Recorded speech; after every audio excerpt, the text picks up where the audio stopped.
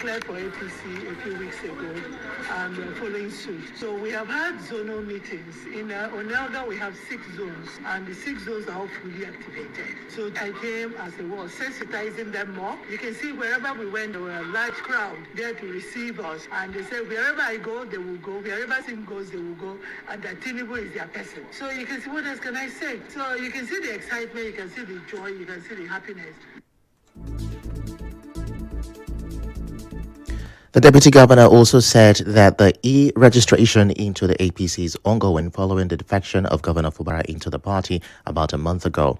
A major highlight of the tour was the defection of some Labour Party members in Ndoni into the APC. The Deputy Governor spoke on this. Because that's where we also got people in LP. The whole zones in Ndoni, the people in LP defected, and they were happy to be part of us, part of the team. So honestly, most of them within 24 hours are already meeting the targets. Therefore, before they get to Thursday, they would have exceeded the targets given to them. Over the weekend, the national chairman of the party, Netanwe Yelwata, declared Governor Fubara the leader of the party in the state. Yelwata also pledged to support Fubara's second-term bid if he wins the party's primaries.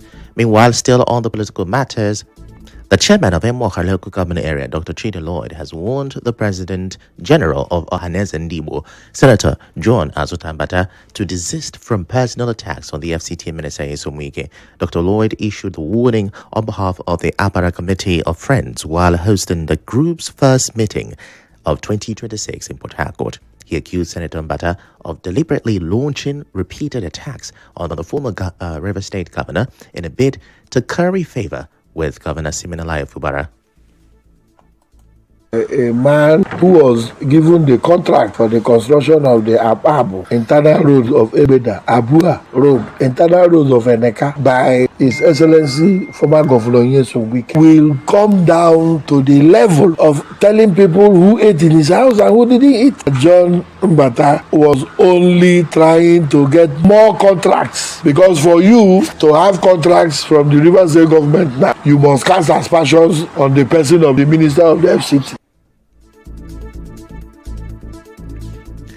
Responding to claims that Wike was once an errand boy, Dr. Lloyd dismissed the allegation as false. He said it was Wike who once drove luxury vehicles around Obiabo in support of Senator Mbata's failed chairmanship bid. The Caretaker Committee of the People's Democratic Party Rivers State Chapter hereby resolved that we disassociate ourselves from the press statement and public utterances. Apologies for that mix-up.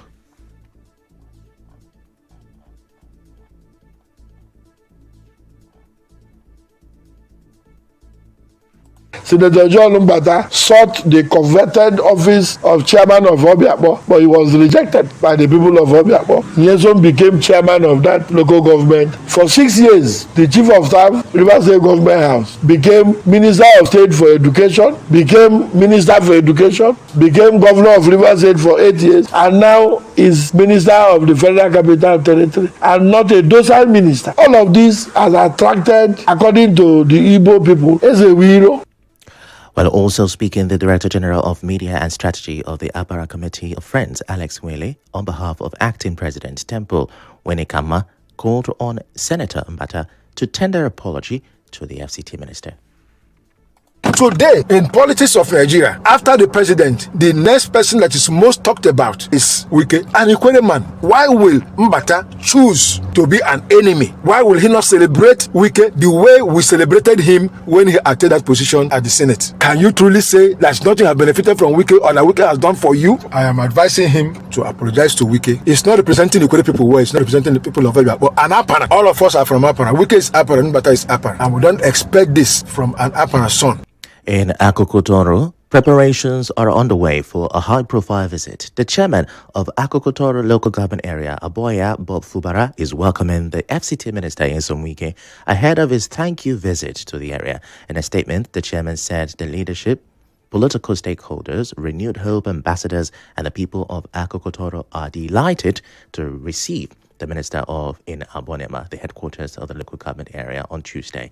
He described Wike as a pragmatic national political leader of River State and urged residents to turn out en masse to accord him a warm reception. Now, on Saturday, Okerika local government area hosted the FCT minister in Wike during a meeting with his allies. Mr. Wike says he will not allow himself to be politically buried in 2027. The minister explained that if he repeats past mistakes regarding the governorship in River State, he would be buried politically like others, adding that he would not allow that to happen. Now, there's also a new twist in the River State PDP crisis as the faction of the party loyal to Tanimu Turaki has suspended Robinson Ewo. As you may know, Ewo was appointed chairman of its caretaker committee after the Ibadan convention. His suspension followed his announcement that his faction had collapsed its structure into the Aaron Chukwemeka-led faction loyal to the FCT minister. Ewo's suspension was made public in a communique issued after a meeting on Saturday and read by Obam Ojima, who is now the acting chairman of the PDP caretaker committee in River State.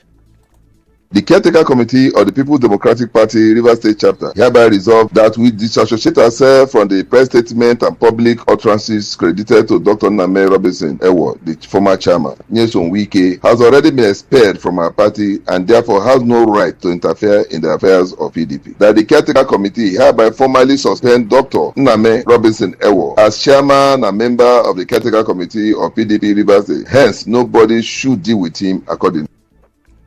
Now, Ojima said the caretaker committee resolved to appoint him as acting chairman, while Dr. Paul Baribethel Ngo was named acting secretary. He assured party members and the general public that the PDP remains committed to repositioning the party under the leadership of Turaki as national chairman.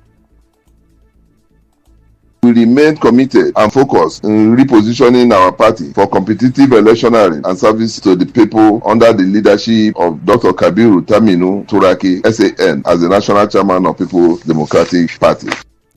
Meanwhile, within the APC, one of the party's founding members in River State, Dr. Mike Muonyili, has called on party supporters to strictly adhere to the party's core principles.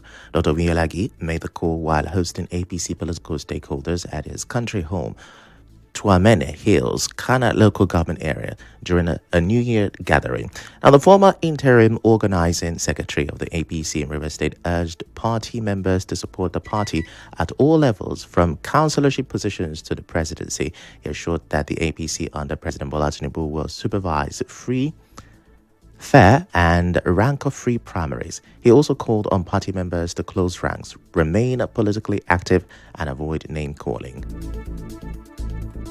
As the party primaries begin, politics is about silently reading the political landscape, understanding motivations, building alliances, and strategically managing perceptions. Politics is certainly not brigandage, insults, name-calling, and never to denigrate any exalted office. You must visit the wards and the units from time to time to acquaint yourselves with the electorates, and doing this, God will help us all. Dr. Muonyili told party members to try and raise money for their political activities by themselves and not wait for anyone to sponsor or control them. He warned them not to allow anyone to silence their opinions or decide their political choices for them. The former CPC state chairman also decried the culture of political selection over merit in River State, insisting that such practices are bad for democracy. Dr. Muonyili later presented cash gifts to stakeholders and party faithful and assured them that similar engagement would be held regularly now that he is fully back. Now we go on a quick break. When we return, President Tinubu orders security agencies to hunt down terrorists behind Niger State attacks. Do stay with us.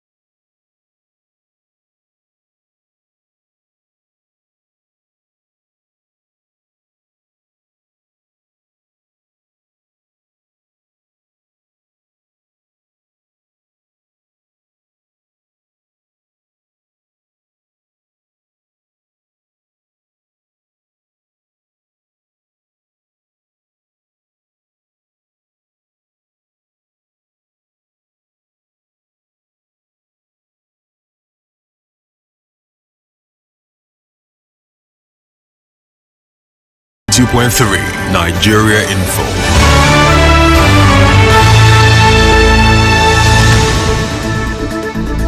You're welcome back, and now the rest of the news. Governor Siminalayi Fubara says the sacrifices and courage of the Ogoni people remain a defining chapter in Nigeria's socio-political and democratic history. Governor Fubara said this while felicitating the Ogoni people on the celebration of Ogoni Day, describing it as a powerful symbol of resilience, identity, and the historic struggle of the Ogoni nation. In a statement signed by the Permanent Secretary, Ministry of Information and Communications, Dr. Ono Sirawo, the governor paid tribute to the movement for the survival of the Ogoni people, MOSOP, for its role in drawing global attention to environmental justice, equity, and human rights issues in Ogoni land and the Niger Delta. Now, he called on Ogoni leaders and stakeholders to shun disunity and internal divisions within MOSOP and the wider Ogoni community, as unity of purpose remains critical to advancing the collective interests of the people. Well, according to him, the call for unity is important at a time when the federal government has demonstrated commitment through ongoing dialogue aimed at addressing long-standing injustices and challenges. And now, shifting focus to local government matters, the chairman of Eche local government area, Chima Boniface Njoko, has warned members of the public against unauthorized revenue collection on dredging activities within the council area. Njoko gave the warning while receiving members of the Eche Sand Producers Association, led by its chairman, Henry Onyeche, during a courtesy visit to mark the new year. Now, he reaffirmed his administration's commitment to transparency, due process, and orderliness in revenue administration. He disassociated the Eche Local Government Council from individuals parading themselves as revenue agents, naming Mr. Edwin Obia, Mr. Emmanuel Njoko, also known as Rash, and Mr. Emmanuel Amadi, also known as Hold Dog, stating that none of them has the mandate to collect revenue on behalf of the council. He said the chairman of the dredging committee, Ifechukwu Onyeche, has been officially approved to oversee revenue collection from dredging activities with immediate effect. He also urged sand producers to cooperate with the authorized committee and maintain environmental responsibility by keeping access roads clean and preventing sand spillage on public roads. The delegation thanked God for preservation through the past year and appreciated the council chairman for his continued support and cooperation with sand producers in the area. Well, in a related development, the chairman of Eche local government area, Chima Boniface Njoko, has banned all unauthorized host communities and landlords from engaging with Sterling Global without official approval. Njoko, in a statement, said the directive follows report of unauthorized dealings without the consent of the council. The chairman directed that all matters concerning Sterling Global must be channeled exclusively through the office of the executive chairman. He warned Mr. Good News Wankwala to desist from parading himself as a youth leader, cautioning that failure to comply would attract government sanctions. He said security agencies have been directed to arrest anyone violating the directive, while Sterling Global has been formally notified to root all future engagement through the council. The chairman said the decision is aimed at maintaining peace, transparency, and orderly governance in Eche local government area. And now on to national security. President Bola Tinubu has ordered top security chiefs to track down those responsible for the Kasuwan Daji attack in Niger State. President Tinubu ordered the security agencies to ensure that the terrorists were swiftly brought to justice. He also directed security agencies to rescue all the abducted victims urgently. On Saturday, armed men violently stormed the village, killing at least 30 people and looting shops. The attackers emerged from a forest near the village of Kasuwan Daji on Saturday and set fire to the local market, looted shops, and kidnapped an unspecified number of people, including children. Now we go straight to Jigawa State, where 24 people have been confirmed dead following a canoe accident in Adiyani village, Guri local government area of the state. The Jigawa State Police Command confirmed the incident on Sunday through its public relations officer, CSP Shisu Adam, who spoke in Dutse. On legal matters, the federal government has withdrawn the criminal charge against Natasha Akpoti-Uduaghan, senator representing Kogi Central.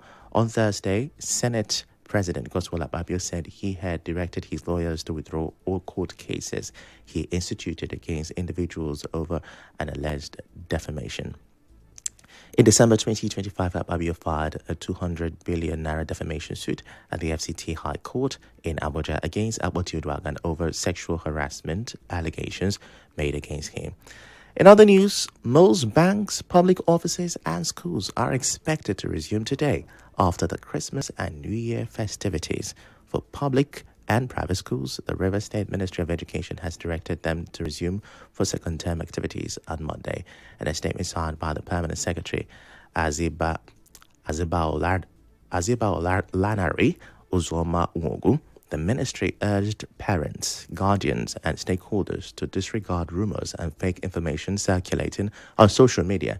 The statement said all public and private schools must strictly adhere to the approved 2025/2026 academic calendar, warning that sanctions await defaulters. And now we bring you news from around the world.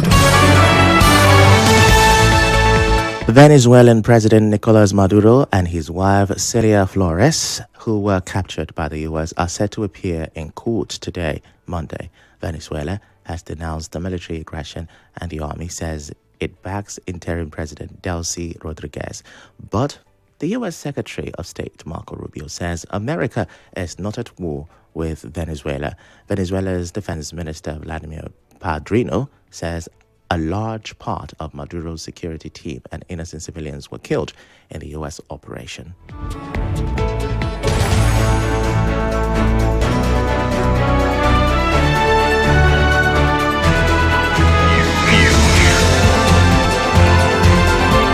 This is the news on 92.3 Nigeria Info.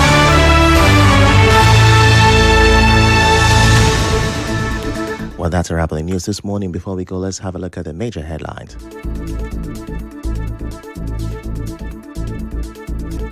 Rivers Deputy Governor Ngozi Odo has joined the APC and has obtained her party card. He also urged that the Governor Fubara has sought unity and has reaffirmed support for the Ogoni people. We also told you that President Tinubu has ordered security agencies to hunt down the terrorists behind the Niger State attacks.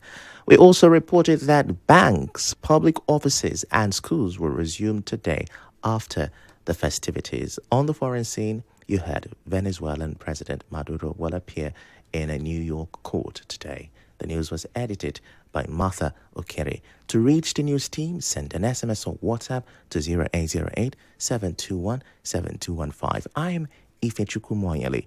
Many thanks for listening.